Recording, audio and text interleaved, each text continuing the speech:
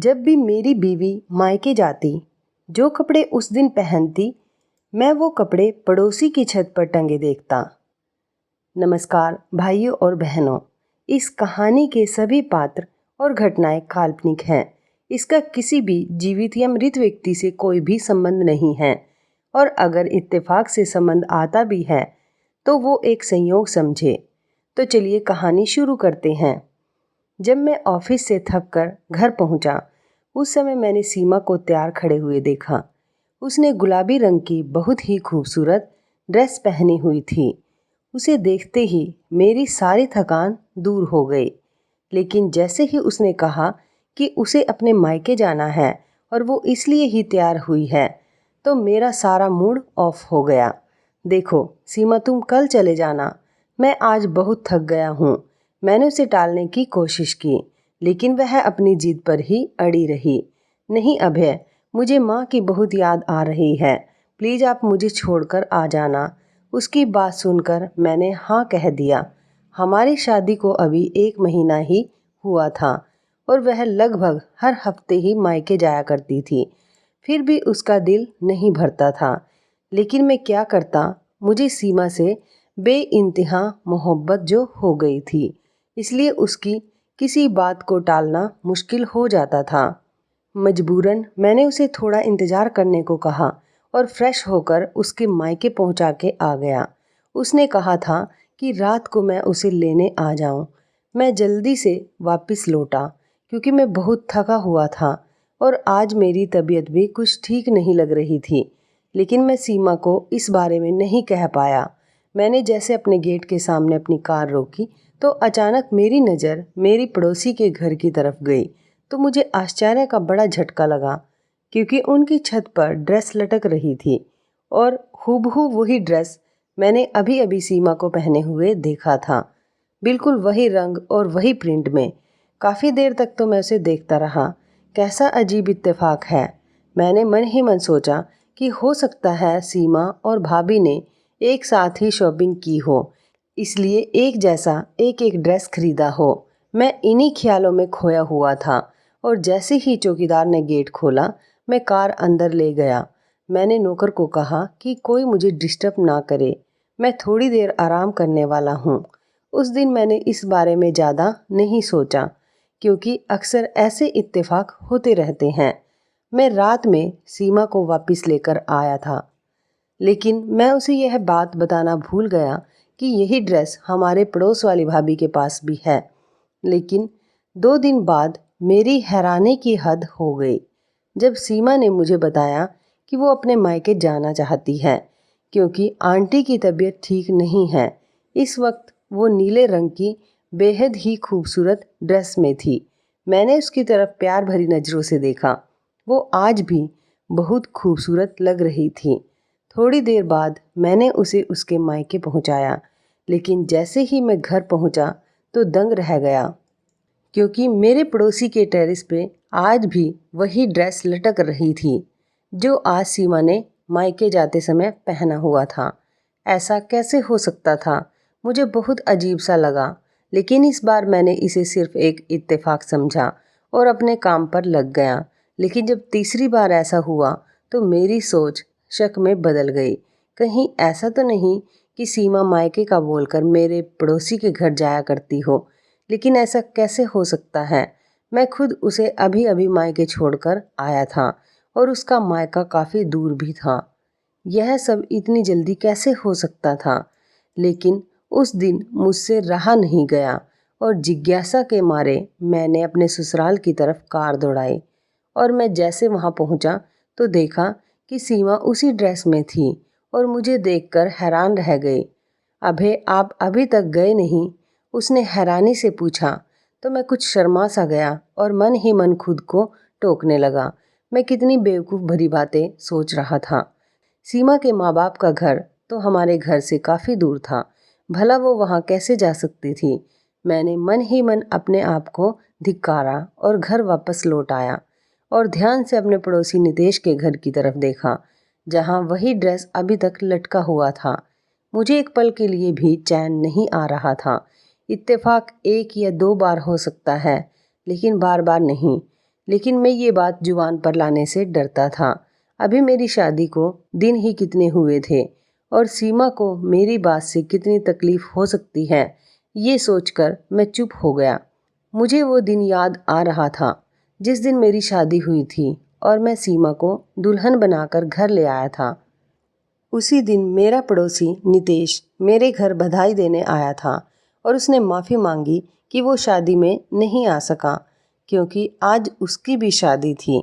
उसकी बात सुनकर मुझे सुखद आश्चर्य हुआ। सच में मैंने मुस्कुराकर उसे गले लगाकर बधाई दी और उसने लाए हुए मिठाई के डिब्बे में से एक लड्डू निकालकर ज़बरदस्ती मुझे खिलाया। वो बहुत खुश लग रहा था अपनी शादी से। खैर, खुश तो मैं भी बहुत था। मेरी भी लव कम अरेंज मैरिज थी सीमा से। जब मैंने पहली बार सीमा को देखा था उसी वक्त उसे दिल दे बैठा था। वो मेरी सेक्रेटरी से मिलने मेरे ऑफिस आई थी। वो मेरी सेक्रेटरी मालती की दोस्त थी और उन दोनों को शॉपिंग के बाद एक साथ लंच पे जाना था, जिसके लिए मालती ने मुझसे पहले ही छुट्टी ले ली थी। संयोग से उसी वक्त मुझे किसी काम से बाहर जाना था। जैसे मैं अपने कैबिन से निकला तो सीधा सीमा के ऊपर मेरी नज़र पड़ी और फिर मैंने उसे देखा तो देखता ही रह गया। वो इस तरह मुझे अपनी ओर देखता पाकर थोड़ी देर के लिए असहज महसूस करने लगी और मैंने जल्दी से अपनी नज़रों का रुख मोड़ लिया। मैं ना चाहते हुए भी वहाँ से निकल आया और जैसे ही मैंने पीछे मुड़कर देखा वो दोनों मेरे पीछे ही बातें करते हुए निकली थी। सीमा मालती की किसी बात पर खिलखिलाकर हंसती थी और उसके लंबे बाल हवा में लहराते हुए उसके चेहरे पर आ रहे थे, जिन्हें वो बार बार पीछे कर रही थी। मैंने मौका देखकर मालती से कहा कि अगर वो चाहे तो मैं उन्हें लिफ्ट दे सकता हूँ क्योंकि मुझे भी उसी तरफ ही जाना है। मैंने झूठ बोला, लेकिन मुझे उस तरफ नहीं जाना था जिस तरफ उनका प्रोग्राम था, मगर दिल के हाथों मजबूर होकर मैंने उनसे कहा था। मेरी बात पर मालती बहुत खुश हुई और सीमा का हाथ पकड़कर कार में बैठ गई। लेकिन सीमा तो झिझकते हुए बैठी थी। मेरा दिल जैसे हवा में उड़ने लगा था। मिरर से मैं उसे ही देखे जा रही थी और मैंने उसी दिन ही फैसला कर लिया था कि अपना जीवन साथी सिर्फ और सिर्फ सीमा को ही बनाऊंगा। मैं उसकी मोहब्बत में इस तरह कैद हो चुका था कि मुझे सब्र भी ना हो सका और 2 दिन बाद ही मैंने मालती से सब कुछ कह दिया। वो मेरी बात सुनकर बहुत खुश हो गई और उसने ही बताया कि सीमा एक लोअर मिडिल क्लास फैमिली से ताल्लुक़ रखती है और जॉब करके अपने माँ बाप की और अपने छोटे भाई बहनों की देखभाल करती हैं। मालती, मुझे उसके बैकग्राउंड से कोई मतलब नहीं, बस मुझे वो पसंद है। आप मुझे बताएं कि मैं कब उनके घर जा सकता हूँ। मैंने पूछा तो उसने मुझे जल्दी बताने का वादा किया और इसी तरह कुछ दिनों के बाद मैं अपनी माँ को लेकर उनके घर चला गया, जहाँ हमारा बड़े अच्छे से स्वागत किया गया और पहली ही मुलाकात में रिश्ता मंजूर कर लिया गया। मेरी खुशी का तो ठिकाना ही ना रहा था। माँ भी तैयारी में जुट गई थी क्योंकि वो मेरे साथ नहीं रहती थी। उनका अपने घर के सिवा कहीं दिल नहीं लगता था, जबकि मैं जॉब की वजह से मुंबई में रहता था, जहाँ एक बहुत बड़ी कंपनी में मुझे एक बड़ी पोस्ट पर रखा गया था और ये बंगला, कार सब उन्हीं की तरफ से था। मुझे बहुत अच्छा पैकेज दिया जाता था और बोनस वगैरह भी मिलता था और अगर कभी देश से बाहर जाना होता था तो कंपनी और ज़्यादा पैसे देती थी। मैं अपनी जॉब और लाइफस्टाइल से बहुत संतुष्ट था और जब से सीमा मेरी ज़िंदगी में आई थी तब से तो लगता था कोई कमी नहीं थी ज़िंदगी में। मैं हर वक्त भगवान का शुक्रिया अदा करता था। सीमा भी मेरा बहुत ख्याल रखा करती थी और वो इस तरह से एक बेहतरीन लाइफ पार्टनर साबित हुई थी। लेकिन जब से ये ड्रेस वाला सिलसिला शुरू हो गया था, मेरी तो रातों की नींद हराम हो गई थी। अब तो मैं सीमा से बात भी नहीं कर पाता था और जब भी मायके जाने का कहती तो मुझे बहुत गुस्सा आता था। एक दिन तो मैं चिल्ला उठा, सारा दिन माँ के घर पे जाने का सोचती रहती हो, तुम एक बार भी नहीं सोचती कि मैं क्या चाहता हूँ। मेरी आवाज़ तेज हो गई थी, जिसे सुनकर वह डर गई। क्या हुआ अभय, मुझसे कोई गलती हुई है क्या?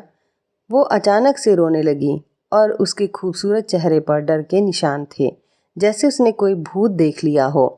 मेरा दिल उसे इस तरह देखकर पिघल गया और मैंने अपने इस तरह के रवैये के लिए उससे माफ़ी मांगी और कुछ ही देर बाद मैं उसे मायके छोड़ के आ गया। लेकिन लौटते समय वही ड्रेस मुझे नीतीश के घर पर लटकता हुआ दिखाई दिया। मुझे डर लगने लगा था। मैंने अपने कनपटियों को दबाना शुरू कर दिया था।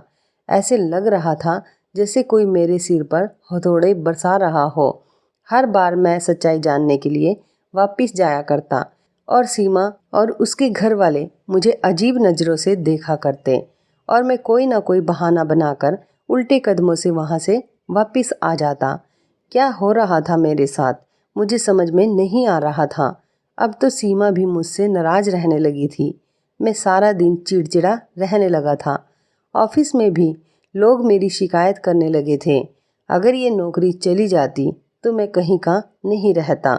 इसलिए मुझे अपने दिल और दिमाग को तरोताज़ा करना पड़ता। मगर जिसके दिलो दिमाग में इतना तूफान चलता हो वो भला ठीक कैसे रह सकता था। मजबूरन मैंने बीमारी का बहाना करके 2 हफ्ते की छुट्टी ले ली। उन्हीं दिनों में मैंने नोटिस किया कि सीमा कुछ परेशान और चिंतित लग रही थी। कभी कभी मुझे लगता था कि वो रात को कमरे से कहीं चली जाती थी और जब मैं उठकर पूरे घर में उसे ढूंढता तो कहीं ना मिलती। मजबूरन जैसे मैं कमरे में वापस आता तो वो बेड पर सो रही होती थी। एक रात मैंने उसे जगाया, सीमा तुम कहाँ चली गई थी? तब उसने आश्चर्य से मेरी ओर देखा। अभय आपको दिखाई नहीं देता? मैं तो सो रही थी, बल्कि बाहर से तो आप आ रहे हैं शायद। वो उल्टा मुझे शक भरी नज़रों से देखने लगी थी। इस बात पर मैं चुप हो गया और कोई जवाब दिए बिना अपनी जगह पर लेट गया। हो सकता है मैंने कोई सपना देखा हो। उस दिन के बाद से सीमा उखड़ी उखड़ी सी रहने लगी थी। मैंने उसे कई बार पूछा कि क्या परेशानी है, तो वो अजीब सी नज़रों से मुझे देखती और कहती, क्या हुआ है आपको? अभय, मुझे आपकी दिमागी हालत ठीक नहीं लगती। उसके इस तरह देखने पर मैं अपना सिर पकड़ लेता। वो ठीक ही तो कह रही थी। मैं आजकल उल्टी सीधी बातें ही तो करता रहता था, पर इस बार मैंने सोच लिया था कि इस रहस्य को सुलझाना ही पड़ेगा। और जैसे मैं सीमा को मायके छोड़कर वापस आया तो देखा कि रोज की तरह वही बैंगनी जोड़ा नितेश के घर की छत पर लटका हुआ था। कुछ सोचकर मैं अंदर गया और सीढ़ियाँ चढ़कर सीधा छत पर आ गया। मेरी और नीतीश की छत बिल्कुल मिली हुई थी।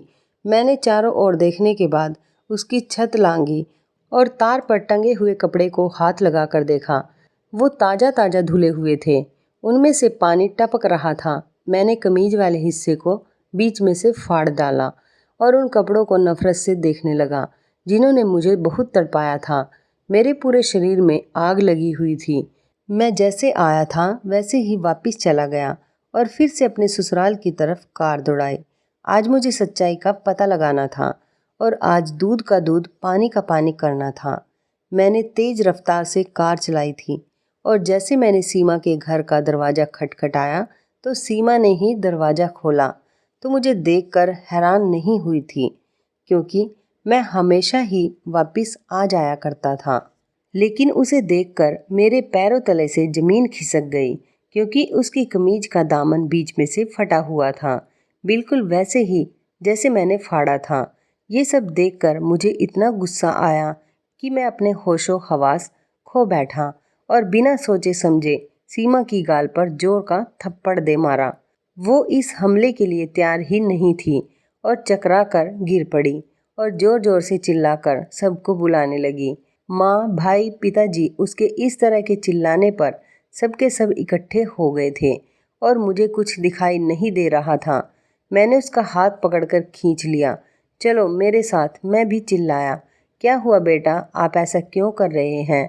सास ससुर हैरान परेशान बीच में आ गए और पूछने लगे। मेरी सांस फूल रही थी। आप ये सब अपनी बेटी से क्यों नहीं पूछते? किसको बेवकूफ़ बना रही है ये? मैं उसकी तरफ इशारा करके उनको बताने लगा। मगर बेटा, इसने किया क्या है? मेरे ससुर ने मेरा हाथ पकड़कर नरमी से पूछा, अंकल इससे पूछो कि इसकी कमीज कैसे फटी है। मैंने अपनी सांस को नियंत्रित करते हुए बड़ी मुश्किल से कहा। मेरी बातों से वो सब चौंक कर एक दूसरे की ओर देख रहे थे। लेकिन इसकी कमीज तो अभी अभी गेट से अंदर आते हुए दरवाजे पर लगी कील में फंसकर फटी है बेटा।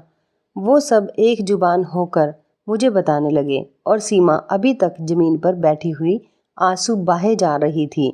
ये नहीं हो सकता, आप सब इसके साथ मिले हुए हैं, इसके झूठ में इसका साथ दे रहे हैं। मैं अब अपने दिमाग से बाहर हो चुका था और सीमा को ज़बरदस्ती घसीटता हुआ वहाँ से ले आया। उसके माता पिता गिड़गिड़ाने लगे, लेकिन मुझे कुछ सुनाई नहीं दे रहा था। सीमा पूरे रास्ते रो रही थी, लेकिन मुझे अब उस पर जरा सी भी दया नहीं आ रही थी। घर पहुंचकर मैंने उसके बालों को पकड़ा और बोला, बताओ क्या चक्कर है तुम्हारा नितेश के साथ? ये आप क्या कह रहे हो अभे? वो चीखी, लेकिन मुझे उसकी कोई परवाह नहीं थी। मेरी बात सुनकर उसके चेहरे का रंग उड़ चुका था। ये क्या पागलपन है, आप इतना गलत कैसे सोच सकते हो? वो चिल्लाए। लेकिन मुझे अब उसकी कोई परवाह नहीं थी। मैं कोई गिरा हुआ इंसान नहीं था जो आंखों देखी मक्खी निगल लेता। मगर वो लगातार इनकार करती जा रही थी। मेरा गुस्से से बुरा हाल था। मैंने उससे कहा, अगर वो सच बता दोगी तो मैं उसे कुछ नहीं कहूँगा, बस वो एक बार अपनी बात मान ले। मुझे लग रहा था कि मेरे दिमाग की नसें फट जाएंगी और तभी अचानक मैंने देखा कि पुलिस वहाँ पहुँच गई थी। उनमें से एक महिला कांस्टेबल ने आते ही सीमा को मेरे हाथों से छुड़ाया और उसे सोफे पर बिठा दिया। उसका बयान लेने लगी, जबकि मुझे हथकड़ी पहना दी गई थी। ये सब क्या है? मैं चिल्लाया। ये तो बेटा आपको थाने चलकर पता चल जाएगा। वो पुलिस इंस्पेक्टर हंसने लगी और मुझे घसीटता हुआ पुलिस की एक गाड़ी में डाला, जबकि जाते वक्त मेरे कानों में सीमा की आवाज़ लगातार गूंजती जा रही थी। ये मेरा पति पागल है, पहले दिन से ही इसे पागलपन के दौरे पड़ते आ रहे हैं। सीमा पुलिस को बताए जा रही थी और मुझे अपने कानों पर यकीन नहीं हो रहा था। वो जिसे मैंने अपने दिलो जान से चाहा था, वो ये क्या कह रही थी? मेरे हवालात का आज दूसरा दिन था और सीमा ने मेरी खबर तक नहीं ली थी। मुझे इस बात पर बिल्कुल भी विश्वास नहीं हो रहा था जो कुछ भी उसने पुलिस को बताया था। मैं एक दिमागी मरीज हूँ और मुझे पागलपन के दौरे पड़ते हैं, तब मैं उस पर जुल्म करता हूँ। उसका ये कहना था कि उसने यह बात अपने माता पिता को कभी नहीं बताई थी, लेकिन उस दिन उन्होंने अपनी आंखों से सब कुछ देखा था। लेकिन सबसे चौंकाने वाली बात यह थी कि उस रात पुलिस को नीतीश ने कॉल किया था, जो मेरा पड़ोसी था और जिसकी वजह से ये सारा सिलसिला शुरू हुआ था। मुझ पर आश्चर्य के वार पर वार हो रहे थे। ये सब क्या हो रहा था, मुझे कुछ भी समझ नहीं आ रहा था। सीमा ने मेरे खिलाफ केस फाइल किया था और न जाने क्या क्या आरोप लगाए थे मुझ पर। मेरे माता पिता बहुत कोशिश कर रहे थे, लेकिन मेरी जमानत नहीं हो पा रही थी। मामले के अनुसार मेरा मेडिकल चेकअप होना था और रिपोर्ट आने के बाद ही मेरी जमानत हो सकती थी। और 2 दिन बाद जब मनोचिकित्सक ने मुझसे सवाल पूछे तो मैंने उनको सारा किस्सा सुना दिया, जिसे सुनकर वो भी मुझे ऐसी नज़रों से देखने लगे जैसे मैं कोई पागल हूँ। और उनके इस तरह देखने पर मुझे अचानक गुस्सा आ गया। आपको क्या लगता है मैं पागल हूँ?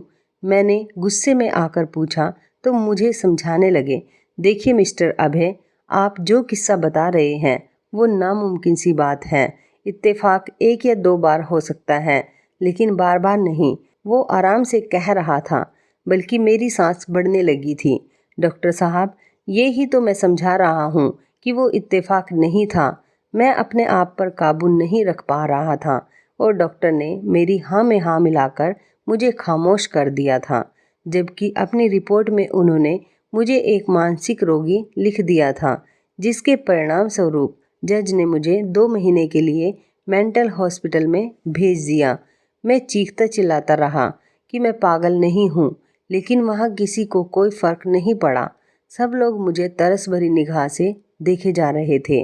मुझे अस्पताल में हर जगह यही सुनना पड़ा, बेचारा कितना सुंदर नौजवान है, देखो।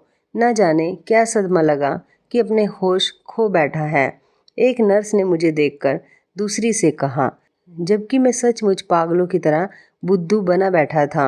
इन 2 महीनों में मेरे साथ जो कुछ भी हुआ था वो मेरी समझ से परे था। शायद मैं सचमुच पागल हो चुका था। मुझे पागल खाने में 1 हफ्ता हो चुका था। जब मुझसे कोई मिलने आया, मैं मुलाकात वाली जगह पर पहुंचा तो वहां नितेश और सीमा को देखकर मुझे जोर का झटका लगा। तुम दोनों एक साथ, मैं बस इतना ही कह सका था।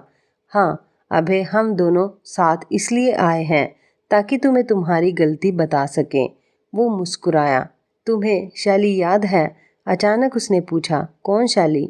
मैंने आश्चर्य से कहा। हाँ, तुम्हें कैसे याद होगी भला? क्योंकि तुमने कॉलेज से यूनिवर्सिटी तक न जाने कितनी लड़कियों को इश्क के जाल में फंसाया होगा, जिनमें एक लड़की शैली भी थी। क्योंकि वो मेरी छोटी बहन थी और वो दूसरी लड़कियों से बहुत अलग थी, बहुत नरम दिल थी वो। तुम्हारे टाइम पास को सच्ची मोहब्बत समझ बैठी थी और तुमने उससे शादी करने से इनकार कर दिया कि तुम उसे अपना सिर्फ दोस्त समझते थे और कुछ नहीं। तब उस मासूम लड़की ने छत से कूदकर अपनी जान देने की कोशिश की थी, जिसमें वो बच तो गई लेकिन हमेशा हमेशा के लिए अपाहिज हो गई और अब तक वो सिर्फ दवाओं के सहारे ही जिंदा है। मैं जब भी अपनी बहन को इस हालत में देखता था तब मुझे उस आदमी से सख्त नफरत महसूस होती थी। फिर एक दिन मुझे शैली की डायरी मिल गई जिसमें उसने तुम्हारे बारे में सब कुछ लिखा था और उसी दिन मैंने तुमसे बदला लेने का फैसला किया। मैं तुम्हें बर्बाद कर देना चाहता था। सबसे पहले तो मैंने तुम्हारे घर के बगल में घर खरीद लिया। सीमा, जो मेरी ऑफिस में काम किया करती थी, इसकी छोटी सी जॉब थी। बड़ी मुश्किल से इसका घर का खर्च चलता था, लेकिन यह बहुत खूबसूरत थी, इसलिए मैंने सीमा को एक बड़ी रकम के बदले में ये सब नाटक करने को कहा था और मेरी खुशी का ठिकाना ना रहा था। जब तुमने सीमा को पहली ही नज़र में पसंद कर लिया था, मुझे पता था कि तुम सीमा जैसी खूबसूरत लड़की को कभी इग्नोर नहीं कर सकते और तुमने सीमा से शादी कर ली। फिर मैंने जो प्लान बनाया था उसको अंजाम देना शुरू कर दिया। पहले तो तुमने कई दिन तक मेरे घर की तरफ नहीं देखा, मगर एक दिन तुम्हारी भटकती हुई नज़र मेरी छत पर पड़ गई, जो कि तुम्हारी बर्बादी का कारण बनी। और यही नहीं, मैंने सीमा को कुछ ऐसी दवाइयाँ भी दी थी जिससे तुम अपना होश खो बैठो और तुम्हें गुस्सा आता रहे, ताकि हर कोई तुमको पागल समझे। ये सब बताते हुए वो बहुत खुश लग रहा था। उसके होठों पर उपहास भरी हंसी थी, जबकि सीमा खामोश खड़ी थी। मुझे धीरे धीरे सब कुछ याद आने लगा था। अब मुझे गुस्सा नहीं आया करता था क्योंकि मैं एक नरम स्वभाव का बंदा था और ये सब नितेश की दी हुई दवाओं का चमत्कार था, जबकि यहाँ मुझे शांत रहने की दवाई दी जाती थी। अब मुझे पागलपन के दौरे नहीं पड़ते थे और आज भी मैं पूरी होशो हवास में था। मैंने बड़ी मुश्किल से अपना मुंह खोला और बोला, शैली के साथ जो कुछ हुआ उसका मुझे बहुत अफसोस है, लेकिन तुमने बहुत बड़ी भूल कर दी। शैली और मैं क्लासमेट थे, लेकिन शैली जिस अभय को चाहती थी वो हमसे सीनियर था। मेरी तो शैली से कभी हाय हेलो भी नहीं हुई थी। वो हर वक्त फाइनल ईयर के अभय के साथ ही दिखाई देती थी, जो एक अमीर बाप की बिगड़ी हुई औलाद था और हर रोज़ एक नई लड़कियों को फंसाता था। मुझे कुछ पता नहीं था कि शैली ने यूनिवर्सिटी आना क्यों बंद कर दिया था। मुझे बस अपनी पढ़ाई से मतलब था और जब तुमने शैली की डायरी में अभय नाम लिखा देखा, तब बदकिस्मती से उसके क्लास में जो अभय था वो मैं था। तुमने बस उसके क्लास में देख के मुझे समझ लिया कि मैं ही वो अभय हूँ और आ गए मेरी ज़िंदगी बर्बाद करने। कम से कम एक बार किसी से पूछ तो लेते कि शैली के साथ कौन होता था। सदमे और दर्द से मेरा बुरा हाल था। मुझे उस गुनाह की सज़ा मिली थी जो मैंने किया ही नहीं था। मेरी कहानी सुनकर नितेश और सीमा सदमे में आ चुके थे। उन दोनों के चेहरे देखने लायक थे, जबकि मैं संतुष्ट था कि मैंने कोई गुनाह नहीं किया था। उस दिन तो वो दोनों चले गए और 2 दिन बाद ही मुझे छोड़ दिया गया। नितेश और सीमा ने अपना गुनाह कबूल कर लिया था। जब मुझे पता चला तो मैंने जल्दी से अपने वकील से बात की और उन दोनों को माफ़ कर दिया। मैं जानता था उन्होंने अपराध किया था, लेकिन सीमा ने गरीबी से तंग आकर ये ऑफ़र कबूल किया था। वो अपने बीमार पिता की दवाइयाँ और घर का खर्चा पूरा नहीं कर पा रही थी और नितेश ने बदले की आग में ये सब किया था। मैं अपने घर वापस लौट चुका था, लेकिन मैं चौंक गया जब वहाँ मैंने सीमा को मेरा इंतज़ार करते हुए पाया। सीमा, तुम यहाँ? हाँ अभय, मैं आपकी गुनहगार हूँ, मुझे माफ़ कर दो और अगर तुम्हारे दिल में मेरे लिए थोड़ी सी भी जगह है तो मुझे अपने जीवन से मत निकाल देना। मुझे आपसे मोहब्बत हो गई है। अभय, आप जैसा इंसान मैंने आज तक मेरी ज़िंदगी में कभी नहीं देखा। मैं आपको बिल्कुल खोना नहीं चाहती। वो सिसकते हुए मेरे कदमों में गिर गई। उसका पूरा शरीर काँप रहा था। मैं उससे नफ़रत करने की लाख कोशिश करता, लेकिन यह दिल उसके एक आंसू से ही पिघल चुका था। वो अब भी मेरी महबूबा थी। मैंने उसके कंधों को पकड़कर उसे उठाया और उसके आंसू पहुँचे। सीमा, अगर तुम वाकई अपने किए पर शर्मिंदा हो तो मैं तुम्हें माफ़ करता हूँ, मगर ये याद रखना कि मैं भी एक इंसान हूँ, शायद बार बार माफ़ ना कर सकूँ। मेरी बातों पर वो फूट फूट कर रोने लगी और मैंने दिल में ये सोचा कि ये पछतावे के आंसू हैं। इसका मतलब है कि सीमा को सच में मुझसे मोहब्बत हो गई थी। मैंने भगवान का शुक्रिया अदा किया जिसने मुझे मेरा मान और सम्मान वापस दिलाया था, वरना एक गलतफहमी के आधार पर मेरी पूरी ज़िंदगी तबाह होने जा रही थी। इसलिए बड़े बुजुर्ग कहते हैं कि कोई भी फैसला सोच समझकर लेना चाहिए। तो दोस्तों, आपको क्या लगता है, ये जो मैंने किया वो सही किया? सीमा और नितेश को माफ़ करके और दूसरा सीमा को दोबारा अपनाकर? आप अपनी राय कमेंट करके ज़रूर दें। तो इस कहानी के बारे में आपकी क्या राय है, कमेंट करके ज़रूर बताइएगा। दोस्तों, आपको हमारी ये मज़ेदार कहानी जब भी मेरी बीवी मायके जाती कैसी लगी, आप हमें कमेंट बॉक्स में ज़रूर बताएं। यदि आपके पास भी ऐसी कोई प्यारी सी कहानी है या फिर ऐसी कोई और कहानी जिससे कुछ शिक्षा मिले, तो आप हमारे साथ उसको ज़रूर शेयर करें। दोस्तों, यदि आपको हमारी ये वीडियो अच्छी लगे तो आप हमारी इस वीडियो को लाइक शेयर ज़रूर करें और ऐसी ही दिल को छू लेने वाली प्रेरणादायक कहानियाँ सुनने के लिए हमारे चैनल को भी सब्सक्राइब करें। और यदि आप हमें फेसबुक पर देख रहे हैं तो आप हमारे फेसबुक पेज को लाइक और फॉलो ज़रूर करें।